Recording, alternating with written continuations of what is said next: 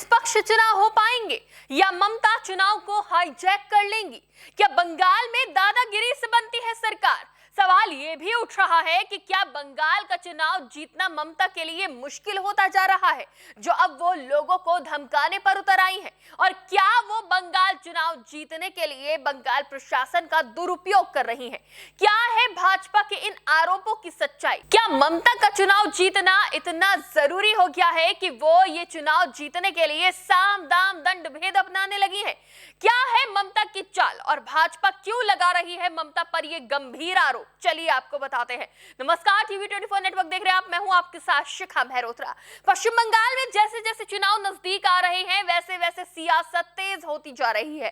भाजपा और टीएमसी की तरफ से आरोप प्रत्यारोप का दौर जारी है। एक तरफ ममता बनर्जी केंद्र सरकार और चुनाव आयोग पर एसआईआर को लेकर हमलावर है, तो वहीं दूसरी तरफ भारतीय जनता पार्टी ममता सरकार पर चुनाव हाईजैक कराने और प्रशासन के दुरुपयोग का आरोप लगा रही है, जिसकी शिकायत लेकर भारतीय जनता पार्टी का प्रतिनिधिमंडल सोमवार को चुनाव आयोग के पास पहुंच गया और भाजपा के नेताओं ने पश्चिम बंगाल की मुख्यमंत्री ममता बनर्जी के खिलाफ शिकायत दर्ज करा दी।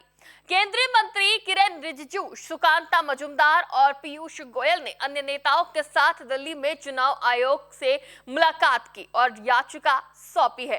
केंद्रीय मंत्री किरेन रिजिजू ने मीडिया से बात करते हुए कहा कि हमारी एक एक बात चुनाव आयोग ने सुनी है।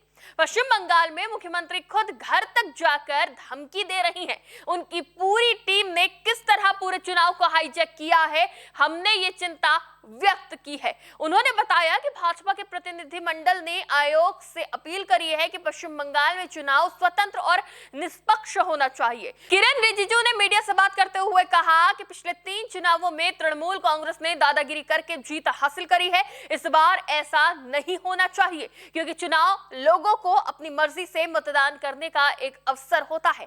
लोकतंत्र में वोट एक मतदाता का अधिकार होता है, उसे कोई छीन नहीं सकता है। चुनाव आयोग को मतदाता के वोट को सुरक्षित करना चाहिए। केंद्रीय मंत्री ने आरोप लगाते हुए कहा कि स्थानीय प्रशासन और पुलिस मशीनरी पर तृणमूल कांग्रेस ने पूरा कब्जा करके रखा हुआ है। उन्होंने कहा कि चुनाव आयोग को बंगाल के प्रशासन और पुलिस तंत्र को अपने नियंत्रण में पूरी तरह से लेना चाहिए।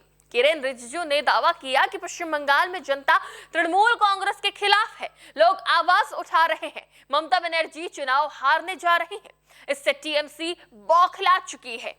इसी के कारण तृणमूल कांग्रेस पूरे चुनाव को हाईजैक करना चाहती है। केंद्रीय मंत्री ने कहा कि हमने सभी विषय चुनाव आयोग के सामने रखे हैं, हमें सकारात्मक जवाब मिला है। आयोग ने हमें आश्वासन दिया है कि स्वतंत्र और निष्पक्ष चुनाव के लिए जो कुछ करना होगा उसके लिए कदम उठाए जाएंगे। किरेन रिजिजू के इस बयान से यह साफ हो गया है कि ममता बनर्जी की मुश्किलें बढ़ने वाली है। जहां एक तरफ भारतीय जनता पार्टी ममता सरकार की बौखलाहट का जिक्र कर रही है, जहां प्रशासन और पुलिस तंत्र के दुरुपयोग का आरोप लगा रही है, तो वहीं अब इसकी शिकायत चुनाव आयोग से की गई है। चुनाव आयोग अब ममता के हर कदम पर नजर रखेगा और एक गलत कदम ममता को भारी पड़ सकता है। ये चुनाव दोनों राजनीतिक दलों के लिए काफी महत्वपूर्ण है। पश्चिम बंगाल ही ऐसा राज्य है जहां भाजपा को ममता के सामने कड़ी चुनौती का सामना करना पड़ता है। लेकिन इस चुनाव में अगर भारतीय जनता पार्टी ममता का किला फतेह कर लेती है तो ये भाजपा के लिए बड़ी जीत होगी। दूसरी तरफ ममता ने बंगाल में बाहरी बनाम बंगाली का मुद्दा जोरों शोरों से उठा रखा है। साथ ही अपनी योजनाओं के जरिए ममता बनर्जी महिलाओं पर फोकस भी कर रही हैं। लेकिन भाजपा टीएमसी पर दादागिरी कर चुनाव जीतने का आरोप लगा रही है। भाजपा का कहना है कि ममता बनर्जी इस बार हार रही हैं, लोगों की आवाज ममता के खिलाफ उठ रही है। भाजपा का मानना है कि सालों से ममता ऐसे ही चुनाव जीतती आ रही हैं और इस चुनाव में भी वो लोगों को धमकाकर और प्रशासन का दुरुपयोग कर सत्ता पाना चाहती हैं।